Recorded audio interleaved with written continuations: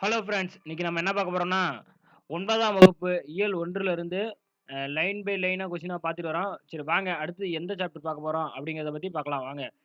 வளரும் செல்வம் அப்படிங்கிறதுல தான் பார்க்க போறோம். லைன் பை லைனா எடுக்கப்பட்ட கொஸ்டின்ஸா பார்க்க போறோம். வாங்க பார்க்கலாம்.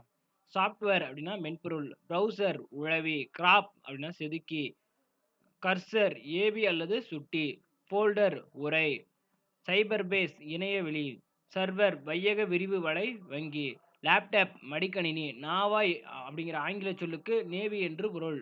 அடுத்து தமிழ் மற்றும் கிரேக்க சொற்கள். தமிழ்ல வரக்கூடிய சொற்கள் பார்த்தீங்கன்னா, எரிதிரை அப்படின்னா எருதிரான், களன் அப்படின்னா கழையுகோய், நீர் நீரியோஸ், நாவாய் நாயு, தோணி அப்படின்னா தோணிஸ். ஓகே அடுத்தது.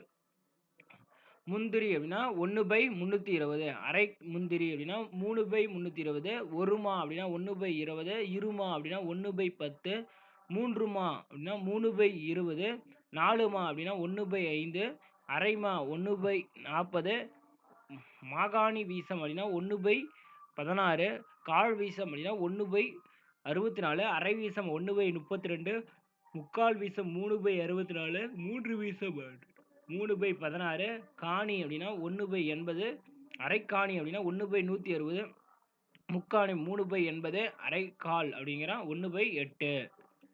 அடுத்தது பா என்பது கிரேக்க மொழியின் தொன்மையான காப்பிய இலக்கியத்தில் பாப்பியோன் என குறிப்பிட்டுள்ளது. பா என்பது கிரேக்க மொழியின் தொன்மையான காப்பிய இலக்கியத்தில் பாப்பியோன் என குறிப்பிட்டுள்ளது. அடுத்து கிரேக்கத்தில் வெண்பா வடிவ பாடல்கள் சாப்போ என அழைக்கப்படுகிறது. பாவின் சுவைகளில் ஒன்றாக இளிவிரல் என்ற துன்பச் சுவையினை தமிழ் இலக்கணம் சுட்டுகின்றன.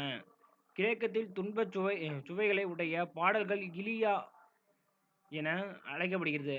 இலியத் காப்பியம் கிமு 8ஆம் நூற்றாண்டு சார்ந்தது. ஓகே ஃப்ரெண்ட்ஸ், இதோட முடிஞ்சது. வாங்க அடுத்த லெசன்ஸ்ல சந்திப்போம்.